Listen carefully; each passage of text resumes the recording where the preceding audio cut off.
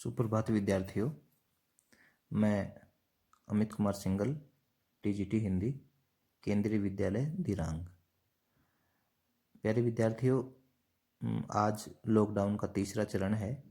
इसका मतलब है कि 17 तारीख तक अब स्कूलें खुलना असंभव है।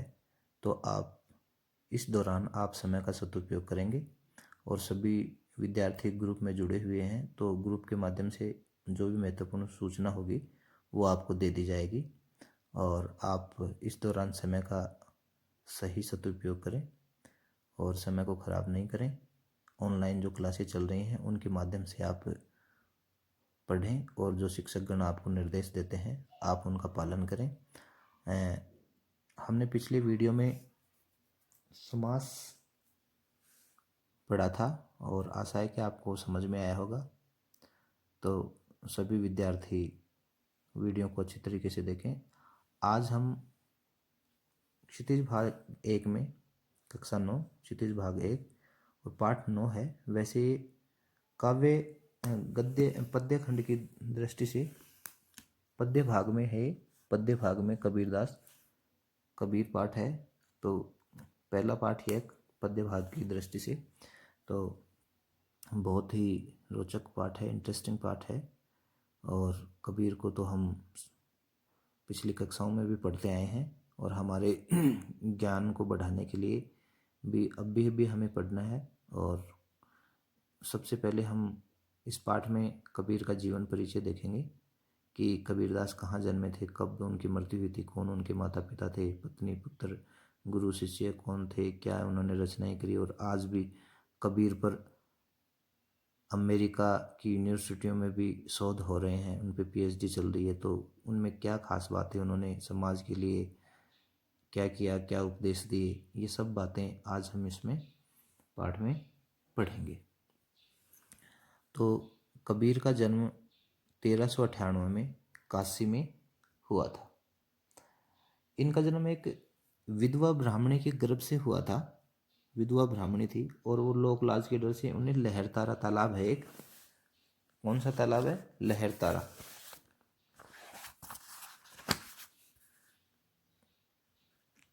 लहरतारा तालाब है। इस लहरतारा तालाब के पास उस विधवा ब्राह्मणी ने उसको यहाँ छोड़ दिया। तो लहरतारा तालाब के पास से ही नीरू और नीमा गुजर रहे थे। तो उन्होंने रोते हुए बच्चे को देखा और कबीरदास को फिर ले आए। और ये नीरू और नीमा क्या थे, जुलाहे थे। जुलाहे यानी कपड़े का काम करते थे, कपड़े बनाने का काम करते थे। तो कबीर भी फिर जब कबीर के नीरू और नीमा माता पिता हो गए, और तो माता पिता तो कबीर के ये हो गए और ये जुलाहे जाति से हो गए। वहाँ से नीरू और नीमा ने इनको क्या कर लिया, अपने साथ ले आए और उनका पालन पोषण किया। इस प्रकार हिंदू मुसलमान दोनों के संस्कार इनके जीवन में विद्यमान है। कबीर अनपढ़ थे, उन्होंने स्वयं कहा है। कबीर क्या थे, अनपढ़ थे और उन्होंने स्वयं कहा है, मसी कागज छुयो नहीं, कलम गही नहीं हाथ। यानी मैंने कभी कागज को छुआ नहीं और कलम को कभी हाथ में नहीं लिया। कौन कह रहा है, कबीरदास जी ये बात कह रहे हैं। अब यहाँ प्रश्न उठता है कि जब कबीरदास ने कागज छुआ नहीं और कलम को हाथ में नहीं लिया, तो वो इतने बड़े विद्वान कैसे बन गए कि आज हम उनको किताबों में पढ़ रहे हैं। उनको इतना ज्ञान प्राप्त कैसे हुआ। उस समय तो कोई वो यूनिवर्सिटी में भी नहीं गए, किसी स्कूल में भी नहीं गए। जब स्कूल में नहीं गए, विहारों में, बौद्ध विहारों में, आश्रमों में नहीं पढ़े, तो उन्हें इतना ज्ञान कैसे प्राप्त हुआ। तो उन्हें इतना ज्ञान कैसे हुआ, सत्संगति से उनको ज्ञान प्राप्त हुआ। कबीर देशाटन करते थे, यानी देश में देशाटन करते थे, यानी घूमते थे, साधु लोगों की संगति में रहते थे। तो उन्हें ज्ञान प्राप्त हुआ, इसलिए साधु संतों की संगति में रहते थे। इसलिए इन कबीर की भाषा को सद्दुकड़ी भाषा भी कहा जाता है। और ये सद्दुकड़ी भाषा का नाम किसने दिया है, रामचंद्र शुक्ल ने दिया है। तो इस भाषा पे हम बाद में आते हैं। इनका जन्म 1398 में हुआ और मृत्यु इनकी 1518 में हुई, यानी लगभग ये कबीरदास जी 120 वर्ष तक जिए थे। बहुत वर्ष दिए थे, 120 वर्ष अपने आप में मायने रखता है। तो इनकी माता का तो नाम क्या हुआ, नीमा, और पिता का नाम नीरू। पत्नी क्या थी, लोई थी। और पुत्र के क्या नाम था, कमाल, और पुत्री का कमाली। गुरु कौन थे इनके, रामानंद थे। और रामानंद के कितने शिष्य थे, 12 शिष्य थे ये लोग।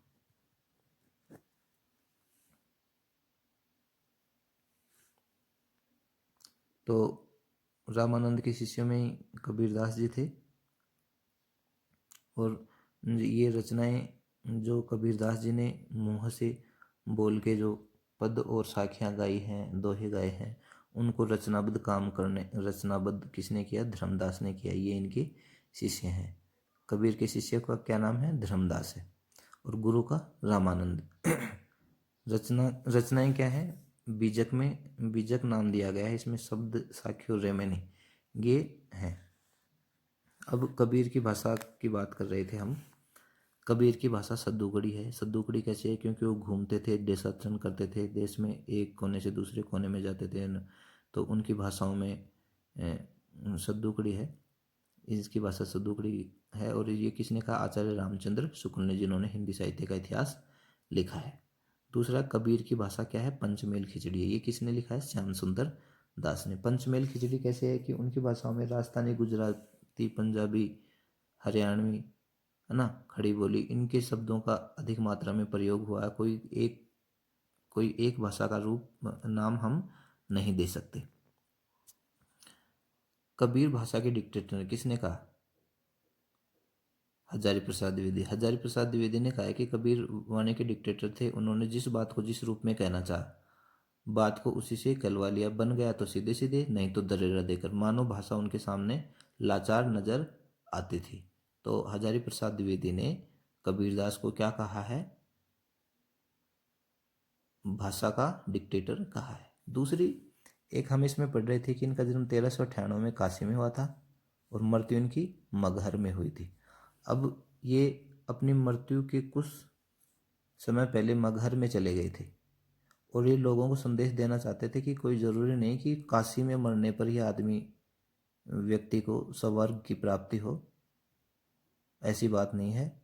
व्यक्ति अगर अच्छे कर्म करेगा तो उसे स्वर्ग मिलेगा, नहीं तो वो नरक में जाएगा। तो यहाँ अच्छे कर्मों का संदेश लोगों को देना चाहते थे, इसलिए वो लोगों को बताना चाहते थे कि मरने के लिए कोई ज़रूरी नहीं कि भाई अच्छी जगह ही मरा जाए। आदमी कहीं भी मर जाएगा तब भी वो भगवान के पास जाएगा, आत्मा परमात्मा में विलीन हो जाएगी। अब एक दूसरी है कि कबीर क्या है, ज्ञान मार्ग की शाखा के प्रतिनिधि कवि थे। भक्ति काल में 2 तरह की धाराएं थी, निर्गुण धारा और सगुण धारा। तो निर्गुण धारा में तो दो इसके निर्गुण धारा में भी 2 थी, ज्ञानाश्री शाखा और प्रेमाश्री शाखा। और सगुण धारा में राम भक्ति शाखा और कृष्ण भक्ति शाखा। तो निर्गुण धारा में एक तो ज्ञानाश्री थी, ज्ञान की बातें होती थी, एक प्रेमाश्री, ज्ञान के रूप में अपनी बात व्यक्त करते थे, और दूसरे प्रेम के रूप में। तो प्रेम के रूप में तो घनानंद और जायसी का आता है, और ज्ञान के रूप में किसका आता है, कबीरदास का। तो कबीरदास किस शाखा के अनुयायी थे, ज्ञान मार्गी शाखा के प्रमुख प्रतिनिधि कवि माने जाते हैं। और राम भक्ति में राम भक्त तुलसीदास ने रामचरितमानस की रचना की है। तो ये तुलसीदास हैं जो राम भक्त शाखा के प्रमुख कवि हैं। कृष्ण भक्ति शाखा में, यानी कृष्ण के भक्त कौन थे, सूरदास थे, मीरा थी, रसकान थी। तो ये भक्ति काल के प्रमुख कवि हैं। आज हम इसमें पाठ में साखियाँ पढ़ेंगे और पद उनके अगले वीडियो में देखेंगे। तो इसमें एक तो कबीर ने इनके माध्यम से रहस्य की भावना ज़्यादा भरी हुई है इन साखियों में। मानसरोवर सुभर जल हंसा के लिए कराही। मानसरोवर यानी अमृत कुंड, अमृत कुंड कैसा, हृदय रूपी तालाब बताया गया है यहाँ। तो देखो रहस्य की बात हो गई ना। अब ये दूसरे शब्दों में इसका कहने का अर्थ कोई दूसरा होता है। मानसरोवर सुभर जल हंसा केली कराही। सुभर यानी अच्छी तरह से भरा हुआ, जल यानी पानी, और हंसा क्या होता है, साधक। हंस भी कहते हैं, लेकिन यहाँ हंसा का मतलब साधक से लिया गया है। और केली, केली यानी क्रीड़ा खेल, कराही करना। मुक्ता फल मुक्ता चुगे अब उड़ी अनंत न जाही। मुक्ता फल यानी मुक्ति रूपी मोती। जैसे हंस है वो सरोवर में क्या करता है, मोती चुगता है, ऐसे ही साधक है इस हृदय रूपी तालाब में क्या चुगता है, मुक्ता रूपी, मुक्ति रूपी मोती चुगता है। अब उड़ी अनंत न जाही, और वह अन्यतर नहीं जाना चाहता है। इसमें कबीर कहते हैं कि हृदय रूपी जो तालाब है, अमृत रूपी कुंड है, उसमें आत्मा रूपी, आत्मानंद रूपी जल से अच्छी प्रकार भरा हुआ है। आत्मानंद, आत्मा के आनंद से भरा हुआ है। तो इसमें क्या करता है, साधक क्रीड़ा करता रहता है। जिस प्रकार तालाब में हंस क्या करता है, मोती चुगता रहता है, उसी प्रकार साधक क्या है, इस मानसरोवर रूपी तालाब में क्या करता है, अपनी साधना पूरी करता है, आनंद की प्राप्ति करता है। साधक इसी साधना के बलबूते मुक्ति पाना चाहता है। तो अब उड़ी अनंत न जाही, वह पक्षी अब अन्यतर कहीं नहीं जाना चाहता। या पक्षी का मतलब किससे है, साधक से है। किससे, साधक, साधना करने वाले से, ईश्वर से मिलने वाले से। दूसरा पद है यहाँ, एक तो मुक्ता फल, मुक्ति रूपी फल, यहाँ रूपक अलंकार है। मुक्ता फल मुक्ता चुगे, मैं की आवृत्ति यहाँ अनुप्रास अलंकार भी है, तो इसको ध्यान रखना है। दूसरा पद है, इसमें अब उड़ी अनंत न जाही से इसका क्या मतलब है कि जो साधक है प्रभु की भक्ति के आनंद में इतना रम गया है कि वो, उसका ध्यान अब अन्यत्र नहीं है, वो अन्य कहीं नहीं जाना चाहता। साधक किसकी प्राप्ति करना चाहता है, साधक मुक्ति की प्राप्ति करना चाहता है, मोती प्राप्ति। और मोती का मतलब यहाँ क्या है, ईश्वर से है, ईश्वर की भक्ति भावना से है। और मानसरोवर क्या कर रहे हैं, क्रीड़ा कर रहे हैं, कहाँ, सरोवर में। तो वैसे ही साधक है जो ईश्वर भक्ति में, साधना में लीन है, ईश्वर की भक्ति कर रहा है। दूसरी साखी है, प्रेमी ढूंढत मैं फिरो प्रेमी मिले न कोई, प्रेमी को प्रेमी मिले सब विष अमृत होय। विष, विष का क्या मतलब है यहाँ,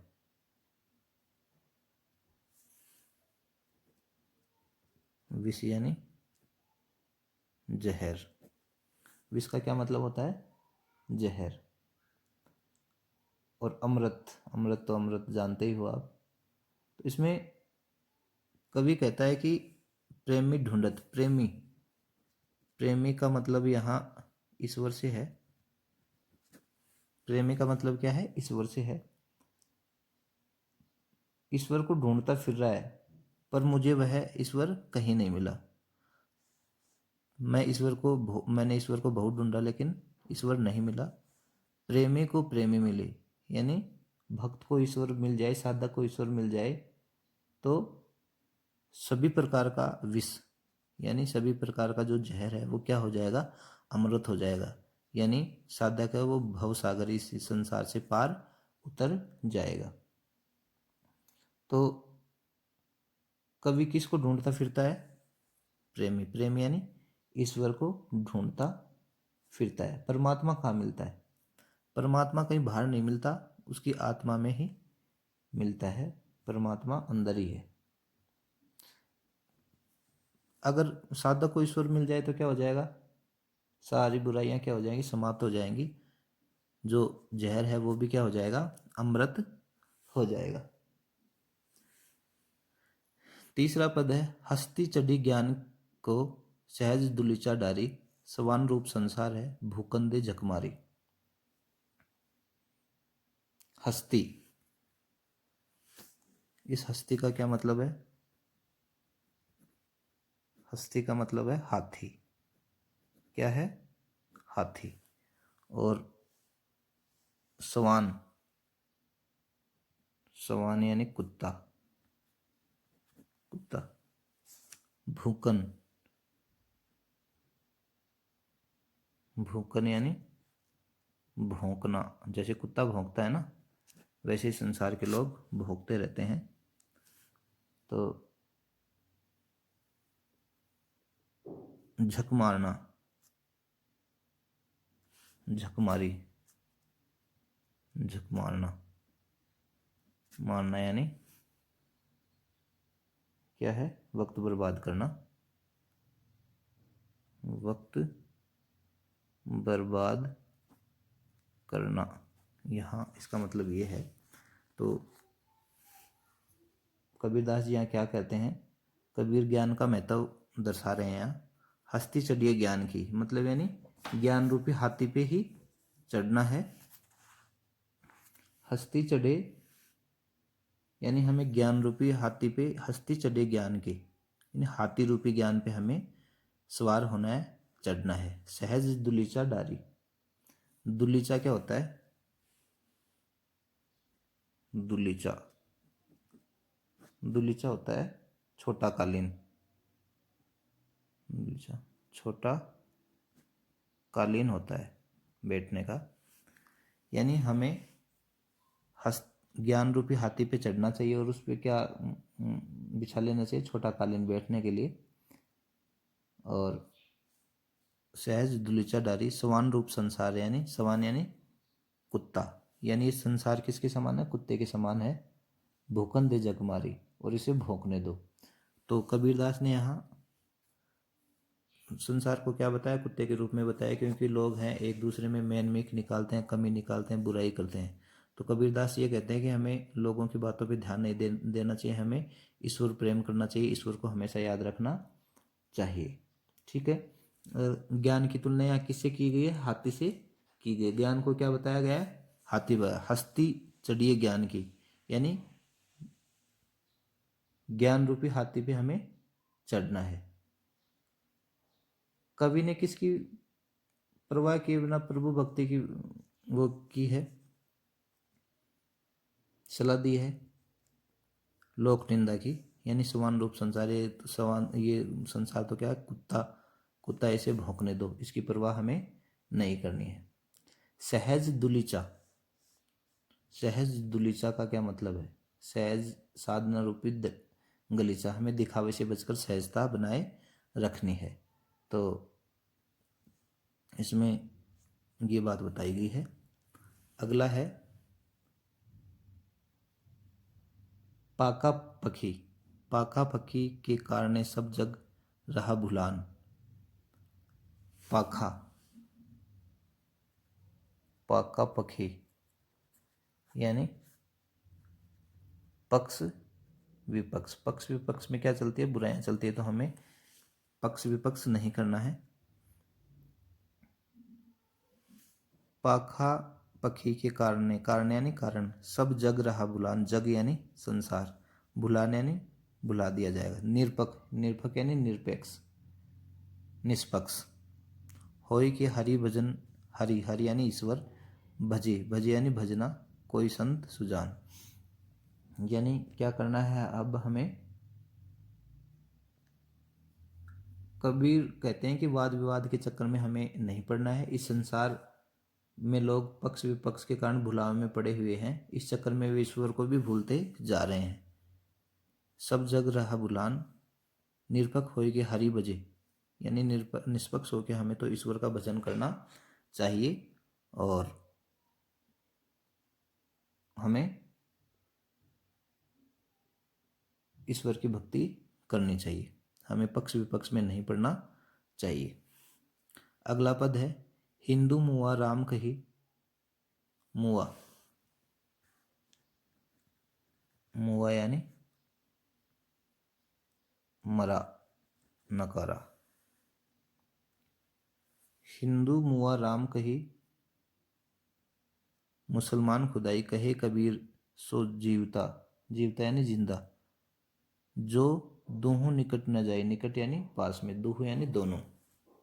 तो इसमें कबीरदास हिंदू और मुसलमान का नाम ले, कहते हैं कि हिंदू राम का नाम लेते लेते मर गए, हिंदू मुआ राम यानी मरना। हिंदू तो क्या कर गए, राम का नाम रटते रटते मर गए, और मुसलमान खुदा का नाम लेते लेते करते रहते हैं। और ये दोनों क्या कर लेते हैं, कहे कबीर सो जीवता, जो दोहों निकट न जाए, अपनी जिंदगी बर्बाद कर लेते हैं, जिंदगी नष्ट कर लेते हैं, लेकिन आपस में निकट नहीं जाते हैं, कट्टरता को बढ़ावा देते हैं। तो हमें ऐसा नहीं करना चाहिए, हिंदू मुसलमान की बात नहीं करनी चाहिए, हम सब मानव हैं, मानवता की बात करनी चाहिए, और ईश्वर का, हरि का भजन करना चाहिए। ठीक है। और अब छठा है, काबा फिरी काशी भया। काबा, ये काबा क्या है, मुसलमानों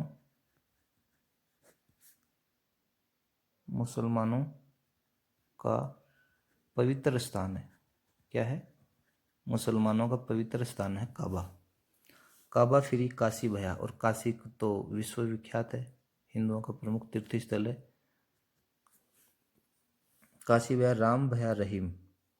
तो यहाँ कबीरदास सांप्रदायिक एकता की भावना का प्रतिपादन करते हैं, और साधना की चरम अवस्था में साधक, और जब ईश्वर जो है, जो साधक है, वो भगवान की भक्ति करता है, तो काबा फिरी काशी भया राम भया रहीम, जब वो ईश्वर की भक्ति भावना करता है तो काबा क्या हो जाता है, काशी, और काशी क्या हो जाती है, काबा हो जाती है। राम भया रहीम, और राम क्या हो जाता है, रहीम हो जाता है, रहीम क्या हो जाता है, राम हो जाता है। मोट चून मैदा भया, बैठी कबीरा जीम। मोट यानी मोटा, चून यानी आटा होता है, जिसकी हम चपाती बनाते हैं, रोटियां बनाते हैं, और जीम यानी खाना। तो कबीरदास कहते हैं कि जिस प्रकार मोटा आटा पीसने पर मैदा का रूप धारण कर लेता है, मोटा चून मैदा वह, मोटे आटे को हम पीसते हैं तो मैदा का रूप, मैदा यानी बहुत पतला हो जाता है, पर मूल रूप में दोनों एक ही चीज़ है। मोटा चून भी वैसे ही है और मैदा भी वैसी है। इस प्रकार राम और रहीम भी एक है, काबा कैलाश भी एक है, हमें इनमें कोई अंतर नहीं करना चाहिए। तो अब अगला है, ऊंचे कुल का जन्मिया, जो करनी ऊंची न होए। यानी ऊंचे कुल यानी ऊंचे खानदान में जन्मिया, यानी जन्म लेने से, जे करनी ऊंची न होए। कोई भी व्यक्ति है ऊंचे खानदान में जन्म ले लेता है तो वो ऊंचा नहीं हो जाता है, बड़ा नहीं हो जाता है। जैसे सुबरन, सुबरन यानी सोने का कलश,